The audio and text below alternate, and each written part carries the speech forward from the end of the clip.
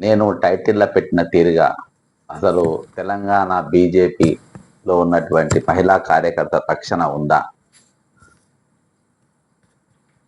BJP కరడుగట్టిన కార్యకర్త అయినటువంటి Chitragupta channel CMO పైన గిరీష్ దారముని పైన జరిగిన దాడి తర్వాత మరి అప్పుడు లేవనెత్తిన అంశాలు, మరి ఆయన మహిళల గురించి అసభ్యంగా మాట్లాడిండు, మీడియా ముందు తీసుకొచ్చిందని చెప్పేసి, దాని తర్వాత నేను అసలు అందులో లోపడి వెళ్ళి చూస్తే మరి ఆయన ముందు ఆయన పైన చేసిన ఆరోపణలు చేసి ఆయనను ఇంటి మీదకి పోయి దాడి చేసి కొట్టి వాళ్ళ తల్లిదండ్రుల ముందు, భార్య ముందు, పిల్లల ముందు, అపార్ట్మెంట్ వాళ్ళ ముందు, పోలీసు వాళ్ళ ముందు, సెక్యూరిటీ గార్డుల ముందు కొట్టి బట్టలు చింపి చెప్పుల దండేసి ఈరోజు ఆటవిక రాజ్యంలో జరిగినట్టు చేసిండ్రు. మరి ఇంతవరకు ఒక మహిళ కూడా వచ్చి కంప్లైంట్ ఇవ్వలేదు. నేను మొదటి వీడియోలో చెప్పిన తీరుగా నేను ఒక్కొక్క విషయం నేను బయటికి తీస్తూనే ఉన్నా. అసలు ఎంతమంది ఇప్పుడు తాజాగా ఇంకొక ఇద్దరు మహిళలు స్టేట్మెంట్ కూడా మన ముందుకు వచ్చినాయి. ఇప్పుడు నేను అది ఆ వీడియో చూసిన తర్వాత ఖచ్చితంగా అసలు రక్షణ ఉందా? వీళ్ళని కేవలము కార్యకర్తల లెక్కన వాడుకుంటుండ్రా, లేకుంటే వాళ్ళను ఇబ్బంది పాలు చేస్తుండ్రా, ఏ విధంగా వాళ్ళని సతాయిస్తుండ్రు? మీటూ అనేది ఎందుకు తెలంగాణ బీజేపీకి వర్తించబోతుంది అనే దాన్ని మనం చూసుకోవచ్చు. ఈరోజు తాజాగా ఇంకొక ఉదంతం, అంటే ఇవన్నీ పాతే కానీ ఒక దగ్గరికి తీసుకొని వచ్చిన తర్వాత ఇవి జరుగుతూనే ఉన్నాయి. ఎప్పుడు జరుగుతున్నాయి? ఎప్పుడు జరుగుతుంది? ఒక మాజీ అధ్యక్షుడైన తర్వాత ఇవి చాలా ఒక రేంజ్లో వెళ్ళిపోయినాయి, పీక్ స్టేజ్కి దాటిపోయినాయి. ఈరోజు బీజేపీ రాష్ట్ర కార్యాలయానికి రావాలంటే చాలా మంది కూడా భయపడి ఎంగా పోయే పరిస్థితి. కాబట్టి గిరీష్ దారముని పైన జరిగిన దాడి తర్వాత ఒక్కొక్కటిగా వెలుగు చూస్తున్నటువంటి పరిస్థితి చూస్తే ఈరోజు ఎవరు కూడా నోరు ఎందుకు మెదపలేరు. నాదేంటంటే ఒక బ్యాలెన్స్ ఆఫ్ టెర్రర్ అనేది క్రియేట్ కావాలి. ఈరోజు బీజేపీ తెలంగాణ రాష్ట్ర బీజేపీ కార్యాలయానికి కూడా మహిళలు స్వేచ్ఛగా లోపలికి వెళ్ళి బయటకు వచ్చే పరిస్థితి ఉందండి. ఆ బీజేపీ ఆఫీస్ 2 సార్లు పోయినా, ఓపెన్ గా బండి సంజయ్ గారు ఉన్నప్పుడు పోయినా. Mission Bhagiratha the best programme అని చెప్పి మీరు అవార్డు తెచ్చిండ్రు, దీన్ని అడ్డుకోవాలని చెప్పేసి లోపల రిప్రజెంటేషన్ ఇచ్చిన. అంతేకాకుండా బెస్ట్ టూరిజం అవార్డు తెలంగాణ ప్రభుత్వానికి ఏ విధంగా ఇచ్చిండ్రు అని చెప్పిన. అంతేకాకుండా 12,000 కోట్ల జిఎస్టీ ఎగ్గొట్టిన మేఘాకృష్ణ పైన చర్యలు తీసుకోవాలని చెప్పి నేను బీజేపీ ఆఫీస్కు పోయినా. అంతేకాకుండా మహేశ్వర్ రెడ్డి సిఎల్పి లీడర్ అయిన తర్వాత ఎవరైతే మన హైడ్రా బాధితులు ఎండు కోల్పోయినా వాళ్ళ నష్టపరిహారం ఇప్పించే దిశగా మరి అసెంబ్లీలో చర్య చేపట్టాలని చెప్పి బీజేపీ ఆఫీస్కి వెళ్ళి నేను ఇచ్చిన. ఈరోజు నేను ఎప్పుడు కూడా ఎన్నిసార్లు పోయినా కానీ ఎప్పుడు కూడా నేను మహిళా కార్యకర్తలు అందులో చూడలే. నాయకురాలను చూసినా కావచ్చు, ఒకరిద్దరు వచ్చుంటారు కానీ కార్యకర్త ఆ పరిస్థితి ఎందుకున్నది అని చెప్పి ఆ రోజు నాకు అర్థం కాదు, ఈ రోజు నాకు అర్థమవుతుంది. ఒకసారి మనము కొన్ని ఉదంతాలు చూద్దాము. తాజాగా నా పేరు బొజ్జ స్వప్న, నేను కరీంనగర్ జిల్లా వాసిని. గత సంవత్సరంగా భారతీయ జనతా పార్టీలో జిల్లా అధ్యక్షుడు సత్యనారాయణ సార్ తోటి నేను సహజీవనం చేస్తున్నాను. ఒక సంవత్సరం నుండి తను నాకు హిందుత్వం పేరుతో బొట్టు పెట్టి నన్ను స్వీకరించి తన చిన్న భార్యగా నన్ను ఒప్పుకుంటేనే నేను తనతో సహజీవనం చేయడంగా ఉన్నాను నేను.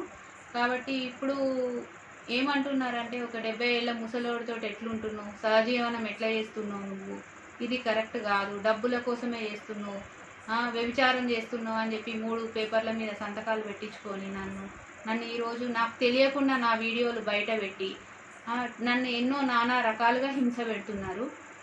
ఇది కరెక్ట్ కాదు. ఇది పార్టీలో పనిచేసే ఆడవాళ్ళు పార్టీకి రాకూడదా? వచ్చిన వాళ్ళని ఇదే రకంగా పార్టీలో అందరూ వాడుకుంటారా?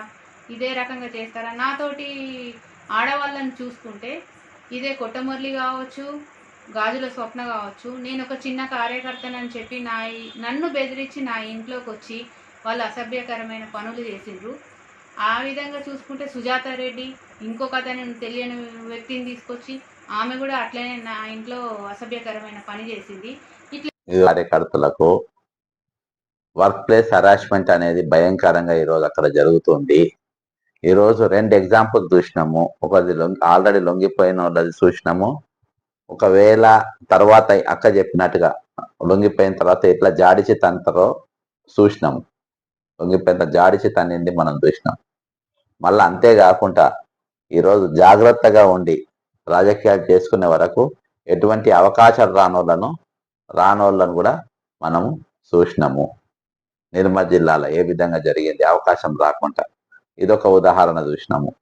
ఇంకోటి ఒక ఉన్నతమైన అధికారి భార్య అయినటువంటి ఈమెను కూడా మనం చూసినాము. ఒక ఐపీఎస్ ఆఫీసర్, హై ప్రొఫైల్, వాళ్ళ వైఫ్ బీజేపీలో జాయిన్ అయిన తర్వాత ఎన్ని విధాలుగా ఇబ్బంది పెట్టారు. ఈరోజు అవకాశాలు రాకుంటే ఈరోజు ఏ విధంగా తొక్కి పెడుతుండ్రు అనేది చాలా మందిని చూసినాం. ఇంకోటి వీళ్ళకు బెదిరింపు కాళ్ళు కూడా అంట ఫోన్లు. మీ ఇంటి మీద దాడి చేస్తాం, మీ ఇంటి మీదకి వస్తాం, మీ ఇంటి మీద మేము పైచాచికంగా మేము దాడులు చేస్తాం, గిరీష్ దారమ్మని ఇంటి మీద ఎట్లా చేసిందో ఆ విధంగా మీ ఇంటి మీద చేస్తామని చెప్పేసి మహిళా కార్యకర్తలు ఈ విధంగా మాట్లాడిన వాళ్ళని బెదిరిస్తున్నారంట కూడా. ఇప్పుడు దాదాపు ఒక 4-5 ఉద్దంతాలు ఇప్పుడు నేను మీకు అందరికీ తీసుకొని వచ్చిన. నేను ఇవాళకి ఒకటే ఛాలెంజ్ చేస్తున్నా. 15 రోజులు అయిపోయింది. ఇవాళకి బీజేపీ ఎంపీలు కానీ ఎమ్మెల్యేలు కానీ ఈరోజు మీరు ఎందుకు మాట్లాడతలేరు? ఈరోజు ఇంత పెద్ద ఇన్సిడెంట్ జరిగినప్పుడు దీని మీద ఒక ఎంక్వైరీ జరగాలి. దీని మీద ఒక హై పవర్ కమిటీ మీరు ఎందుకు వేసలేరు? వీళ్ళను రక్షించాల్సిన బాధ్యత, వీళ్ళని కాపాల్సిన బాధ్యత మీ పైన లేదా? ఈరోజు ఒక పర్సన్ ఒక ఆటవికంగా ఈరోజు తీసుకుపోయి మీరు దాడి చేసి కొడితే ఈరోజు మాట్లాడలేని పరిస్థితులల్లో ఆడవాళ్ళు వచ్చి బయటకు వచ్చి మాట్లాడే పరిస్థితి ఈరోజు ఉన్నదని అంటే ఈరోజు మీరు ఎక్కడున్నారని చెప్పేసి మీరు అర్థం చేసుకోవాలి. ఈరోజు మేము ఒకళ్ళ కోసం మాట్లాడుతాం, ఇది ఒక వ్యవస్థ కోసం మాట్లాడుతున్నాం. ఈరోజు బీజేపీలో ఉన్న కార్యకర్తలని కాదు, ఈరోజు ఏ పార్టీలో ఉన్న కార్యకర్తలు కూడా ఈ విధంగా ఇబ్బంది పడద్దు, నష్టపోవద్దు. రాజకీయాలలో ఉద్యోగాలలో రాణిస్తున్న తరుణంలా ఈరోజు వాళ్ళకు వచ్చే రోజుల్లో 33% రిజర్వేషన్ వచ్చిన తరుణంలో ఈరోజు వాళ్ళకు మా భాగం మాకు కావాలి, మా రాజకీయ వాటా కూడా మాకు కావాలి, మేము చురుగ్గా పాల్గొంటాం, ఇష్యూస్ పైన మేము స్పందిస్తాం అని చెప్పి ముందుకొస్తున్న వారిని ఈ విధంగా మీరు అనగదొక్కడం ఎంతవరకు సబబు? కాబట్టి ఇంతవరకు కూడా రాష్ట్ర బీజేపీ కానీ కేంద్ర బీజేపీ కానీ జరుగుతున్న వరుస సంఘటనల పైన కాస్త అయినా ఈరోజు స్పందన లేకుండా ఉన్నది. కాస్త కూడా మాట్లాడతలేరు. ఎందుకంటే దీనిపైన ఈరోజు వివిధ పార్టీలు ఉన్న మహిళలు కానీ మహిళా సంఘాలు కానీ ఏం జరుగుతుంది, అసలు ఇవన్నీ వాస్తవాలా, ఇవి జరిగిన వాస్తవాలా? స్పష్టంగా గిరీష్ దారమోని పైన జరిగింది మాత్రం అబద్ధం. ఒక మహిళను కించపరిచే విధంగా ఆయన మాట్లాడిండు, వాళ్ళని బ్లాక్మెయిల్ చేసిండు అని చెప్పింది మాట్లాడింది అబద్ధం. ఆ ఆరోపణలు అబద్ధం. అసలు ఆయన ఏవి వాస్తవాలు మీ దగ్గర ముందు మీరు ఆవిష్కరించిన ఈరోజు వాళ్ళ మాటల్లో చెప్పి అవే మీకు వినిపించి విశ్లేషిస్తున్నా కానీ నేను లేని ఆరోపణలను చేస్తలేను. ఈరోజు గిరీష్ దారమణి అనే పిల్లాడు ఆయన సబ్జెక్ట్ నిన్న హైదరాబాద్ సెంట్రల్ యూనివర్సిటీ గురించి మాట్లాడాడు. బీజేపీలో ఒక ఇంటలెక్చువల్ అయినా నేను ఆ వీడియో 4 సార్లు అయినా ఇందులో నేను ఏం చేయగలుగుతా, ఇన్నోవేటివ్గా ఏం చేయగలుగుతా కొన్ని నేను నోట్ చేసుకున్నా. అసోంటి ఒక ఖనిజ సంపదను ఈరోజు మీరు వెలివేసి పరిస్థితి డిఫరెంట్ అది. కానీ ఈరోజు అవమానకరంగా అంటే ఇటు ముఖాన చూడకుండా ఇంకోటి కండువా లేకుండా మాట్లాడాను. నేను అబ్జర్వ్ చేసిన నిన్న కండువా లేదైనా మెడల, ఇవాళ కూడా బీజేపీ కాషాయం కండువా లేకుండా ఆయన మాట్లాడే పరిస్థితి వచ్చింది. అంత విరక్తి వచ్చేటట్టుగా ఈరోజు మీరు ఒక హేయమైన స్థితిలో ఈరోజు మీరు చేసిండ్రు. ఒక ఇంటలెక్చువల్ పైన ఒక ఆర్ఎస్ఎస్ కార్యకర్త పైన నిరంతరము దేశం కోసం ధర్మం కోసం మనకు కొట్లాడే వ్యక్తి పైన ఇటువంటి పైచాచికమైన దాడి జరిగితే ఒక్క మనిషి లేడా బీజేపీలో మాట్లాడడానికి? దీన్ని ఖండించేటోడు ఒక్కరు లేడా? దీని మీద ఆయన మీద వేసిన ఆరోపణ నిజమా అబద్ధమా అని చెప్పడానికి ఒక నిజ నిర్ధారణ కమిటీ అంతర్గతంగా బీజేపీ వేయాల్సిన పరిస్థితి లేదా? ఈరోజు 4 మహిళలు బాజాప్తా వీడియో ముందుకు వచ్చి మాట్లాడి బీజేపీలో జరుగుతున్న విషయాలను బహిర్గతంగా చెప్తా ఉంటే దానిపైన ఇది ఆత్మ పరిశీలన చేసుకోవాల్సిన అవసరం లేదా? వీటిపైన యూట్యూబ్ ఛానళ్ళు మాట్లాడితే ఇంకో మహిళా నాయకురాలే చెప్తుంది అందులో. రేవంత్ రెడ్డి వారసురాలు అనుకుంటా బీజేపీ ఆఫీస్లో ఉన్నది. బట్టలు కూడా తీసి కొడతాను ఆయన చెప్పినట్టు ఈమె కూడా చెప్తుంది. ఈరోజు ఈ నలుగురి మాటను మీకు బీజేపీ నాయకురాలు ఎవరైతే మాట్లాడినరో ఆమెకు ఈ నలుగురు మహిళల ఉద్దంతం కనబడతలేదా? ఈ నలుగురు మహిళల మీద కూడా బట్టగాల్చాన మీద వేస్తావా? వీళ్ళు ఏమైనా చిన్న కుటుంబాలకి వెళ్ళి వచ్చిన వాళ్ళ? ఉన్నతమైన కుటుంబాలకి వెళ్ళి వచ్చిన వాళ్ళే కదా. ఈరోజు వీళ్లకు రాజకీయాలు చేయాల్సిన అవసరం అసలు వీళ్ళు రానే వద్దా? వీళ్ళకి సబ్జెక్ట్ లేదా వీళ్ళకు? ఈరోజు ఎంతమందికి అవకాశాలు వస్తున్నాయి, ఎంతమందికి అవకాశాలు రాలేదు. ఈరోజు వాళ్ళు ధైర్యంగా వచ్చి ఈరోజు వీడియో రూపంగా వీడియో చేసి ఈరోజు బాజాప్తా మాట్లాడి వీడియో రిలీజ్ చేసి ఇంటర్వ్యూలు మాట్లాడుతున్నారంటే ఈరోజు మీరు కామెంట్స్ పెట్టేటోళ్ళు కూడా ఆలోచించాలి. ఈరోజు వీళ్ళు మాట్లాడుతుంది కరెక్టా రాంగా? నేను ఒకటే చెప్తున్నా, మీకు మీకు మీకు చేతగా ఖచ్చితంగా ఇప్పుడు 4 ఇష్యూస్ అయినాయి. 5వ ఇష్యూ నా దృష్టికి రాకముందే నేను ఒక ఇష్యూ కాదు, ప్రతి ఇష్యూ పైన నేను స్పందించను. ఎర్రబెల్లి దయాకర్ రావు అనేటోడు ఒక ఎంపీడీఓ పైన కమలాపూర్ మండలంలో ఉప్పల్ గ్రామంలో అవమానకరంగా మాట్లాడితే జాతీయ మహిళా కమిషన్ల కేసు పెట్టి 3 సేర్ల నీళ్లు తాగిపించిన. ఈరోజు ఉత్తగేం గెలవలే. ఒక మహిళా ఎంపీడీఓ పైన దాడి జరిగితే, నిజామాబాద్ల మైనర్ అమ్మాయి పైన రేప్ జరిగితే చైల్డ్ రైట్స్ ప్రొటెక్షన్ల కేసు వేసి వాళ్లకు ఆర్థికపరమైన వెసులుబాటే గాక ఆ అమ్మాయికి న్యాయపరంగా చర్యలు తీసుకునేటట్టుగా చేసిన ఇటువంటి అన్ని ఇష్యూస్ పైన మాత్రం ముఖ్యంగా లేడీస్ పైన ఎక్కడ అమ్మాయిల పైన వర్క్ ప్లేస్ హరాస్మెంట్ల పైన ఎక్కడ ఫారెస్ట్ ఆఫీస్లో ఒక ఈ విధంగా ఏడ జరిగినా కానీ కాన్ఫిడెన్షియల్ గా వాళ్ళ దగ్గర కంప్లీట్ డేటా తీసుకున్న డేటా ప్రకారంగా ఇష్యూస్ కొట్టాన్న. ఈరోజు ఒక పొలిటికల్ పార్టీని అట్లా జరిగితే ఇటువంటి ఇష్యూస్ పైన కొట్టాడతాం మేము అని చెప్పి మహిళలు ముందుకొచ్చే మహిళల పైనే ఆ కార్యాలయంలో ఈ విధంగా జరిగితే ఈరోజు కంచె చేను మేస్తా అంటే మాట్లాడద్దా? నోరు తెరవద్దా? దాడులు చేస్తారా? కొడతారా? బట్టలు చింపుతారా? మెడల చెప్పుల దండేస్తారా? మీకు ప్రజాస్వామ్యం ఎందుకు? ప్రజాస్వామ్యం ఎందుకు? మరి లా అండ్ ఆర్డర్ ఎందుకు? పోలీసులు ఎందుకు? ఈ డీజీపీ ఆఫీసులు ఎందుకు? పోలీస్ స్టేషన్లు ఎందుకు? మీరే కొట్టొచ్చు కదా. కావాలన్నది కా పోలీసు వాళ్ళు దేనికోసం ఉన్నారు? బట్టలూడి తీసి కొడతా అని చెప్పి ఒక ముఖ్యమంత్రి బాజాప్తా అంటారు, దాన్ని ఎట్లా అమలు చేస్తారు? అదే మాట బీజేపీ కార్యాలయంకి అదే స్టేట్మెంట్ బయటకు వస్తుంది, ఒక మహిళా నాయకురాలు మాట్లాడుకుంటా అంటది. అంటే మీకు చట్టం పైన గౌరవం లేదా? మీకు ప్రజాస్వామ్యం మీద గౌరవం లేదా? రాజ్యాంగం మీద గౌరవం లేదా?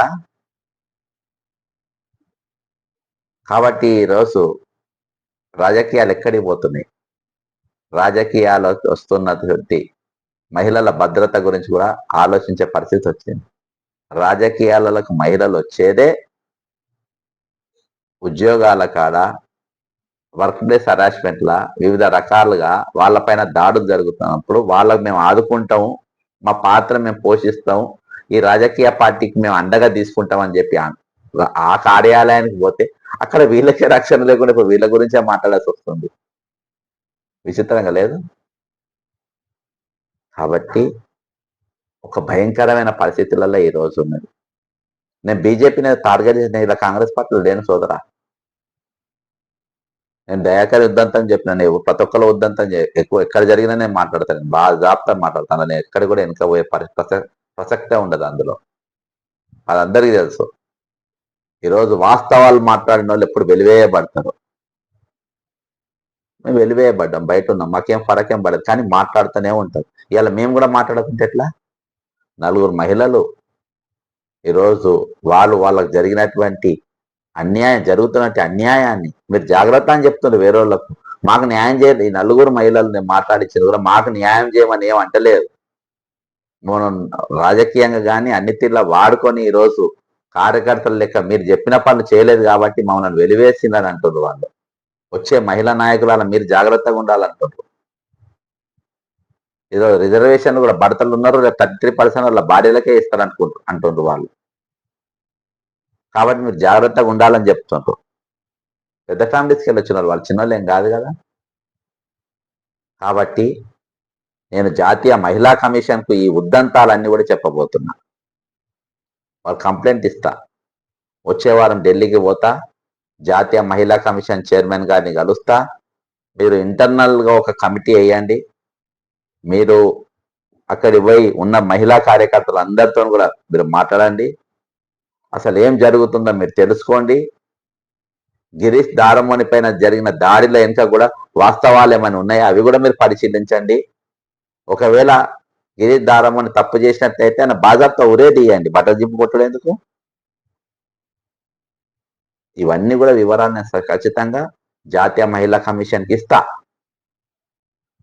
సరే, అది కూడా బీజేపీ కంట్రోల్ ఉండొచ్చు, కానీ మహిళల కాడికి వచ్చేటప్పుడు మహిళల కోసం ఉన్నటువంటి విభాగం నేను ఇప్పటిదాకా చేసిన అనేకమైన కేసులలో కూడా పాజిటివ్ రెస్పాన్స్లు వచ్చినాయి. కాబట్టి ఇక్కడ కూడా ఖచ్చితంగా ఏదో విధమైన ఒక భయం అనేది, ఇక ముందు మేము కాంగ్రెస్ కార్యాలయానికి పోయినా, బీజేపీ కార్యాలయానికి పోయినా, బీఆర్ఎస్ కార్యాలయానికి పోయినా, ఇంకే స్వేచ్ఛగా పోయి రావచ్చు అని మేము ఒకవేళ మాకు మీదేమన్నా దాడులు జరిగితే ఫలానోళ్ళు స్పందిస్తారు అని ఒక భయం, ఒక బ్యాలెన్స్ ఆఫ్ టెర్రర్ క్రియేట్ చేయద్ది అని నా ప్రయత్నం. అంతకుమించి నాకేం లేదు. ఇక్కడ బీజేపీ నష్టపరచాలనే ఆలోచన నాకు లేదు. ఇలా సిండికేట్ రాజకీయాలు నడుస్తున్నాయి ఇక్కడ. ఇలా రాష్ట్ర ప్రభుత్వం కావాలంటది, కేంద్ర నాయకులు కొట్టిపిస్తారు. కాబట్టి syndicate politics. Hyderabad central university syndicate politics. కాళేశ్వరంలోని మేయా కృష్ణారెడ్డి అన్న జైలుకు పంపారు, సిండికేట్ పాలిటిక్స్. కాబట్టి ఇక్కడ ఎవరెవరన్నారు, అన్ని వాటాలు అన్ని పార్టీలకు వస్తాయి, అందరు హ్యాపీగా ఉన్నారు. ఈరోజు బీఆర్ఎస్ బీజేపీ అని ఏం లేదు, అందరూ పై లెవెల్ అందరు హ్యాపీగా ఉన్నారు, కింది లెవెల్ మనమే అనుకుంటాం. కాబట్టి కింద ఉన్న వాళ్ళు మీరు జాగ్రత్తగా ఉండాలి. కాబట్టి ఇటువంటి వాళ్ళని కాపాడుకునే బాధ్యత కూడా మన పైన ఉన్నది. వీళ్ళు బయటికి పోయి ఇతరుల పైన జరుగుతున్న దాడులను అడ్డుకునే అవసరం మనకు సొసైటీలో ఉన్నది. కాబట్టి బయటకు వచ్చి కొట్లాటోళ్ళని మనం ప్రోత్సహించాలి, రక్షణ కూడా వారికి కల్పించాలి. ఇటువంటి కీచకులు ఈరోజు బీజేపీ కార్యాలయంలో మాత్రం బాధాప్త కీచకులు కనబడుతుండ్రు, వాళ్ళని స్టేట్మెంట్లు ఇస్తుండ్రు, వాళ్ళు కనబడుతుండ్రు. కాబట్టి అటువంటి కీచకులను పైన చర్యలు తీసుకోవాలి. అటువంటి కీచకులు అవాస్తవాలను ఇందులో లేని బట్టకాల్చి మీదేసి, లేకుండా మురికి తీసి మీద పోసి మీరు తుడుచుకోమనంటే ఇక తుడుచుకునే పని మీదనే ఉంటారు వాళ్ళు. ఈరోజు జరుగుతుంది అదే. కాబట్టి ఈ కుట్రలు ఈ కుతంత్రాలు, ఈ గ్లోబల్ ప్రచారాలు, ఈ తప్పుడు ప్రచారాలు, ఇవి 100 సార్లు చెప్తే అదే నిజమైపోతుంది అనేది తత్వాన్ని విరమించుకొని ఖచ్చితంగా ఈసారైనా బయటికి వచ్చిన మాట్లాడిన వాళ్ళు ఇంకా చాలా మంది వస్తారు అనుకుంటున్నా. చాలా ఫోన్లు వస్తున్నాయి, చాలా మంది ఫోన్లు చేస్తుంటారు ఎక్కడెక్కడ జరుగుతున్నాను.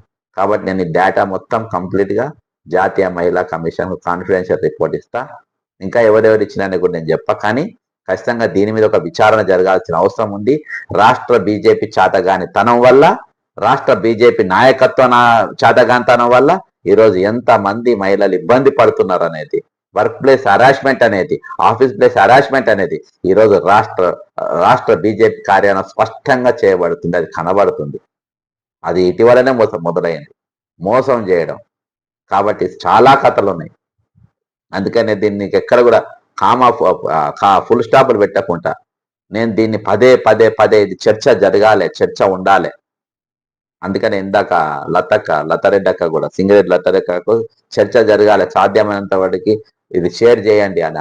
బాధ ఏంటంటే ఈ ఖచ్చితంగా దీనికి అరికట్ట అనేది పడాలి. దీనికి తమాషా అయిపోయింది. లంపెన్ గాన్లు వచ్చి రాజకీయాలలో చేస్తారు. లంపెన్ గాన్లు రోడ్ల పైన తిరగండి. ఈరోజు బీజేపీ కార్యాలయాల ఎంపీలై మంత్రులై మీరు లంపెన్ గాన్ కథలే చేస్తే ఎట్లా చెప్పు? లంపెన్ గాన్లు చేసే కథలు ఇవి. చాలా మంది మోపోయింది మధ్యలో. భాష పైన మీకు ప్రావీణ్యం ఉండదు, మీకు సబ్జెక్ట్ ఉండదు, మాట్లాడే తీరు ఉండదు. ఎమోషనల్ గా మాట్లాడి ఎమోషనల్ కొడతా కానీ సబ్జెక్ట్ ఉండదు, బొందు ఉండదు మీ దగ్గర. కానీ ఏమైనా కానీ రెచ్చగొట్టాలి, మాట్లాడలే.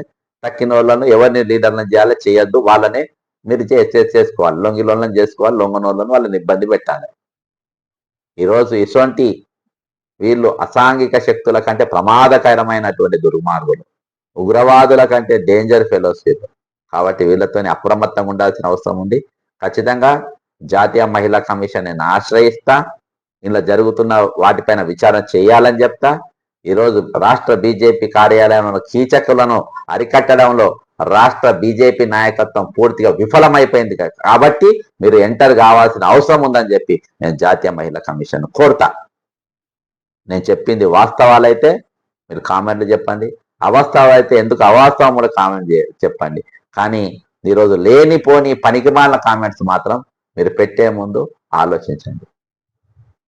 జై తెలంగాణ, అమరవీరులకు జోహార్. నేను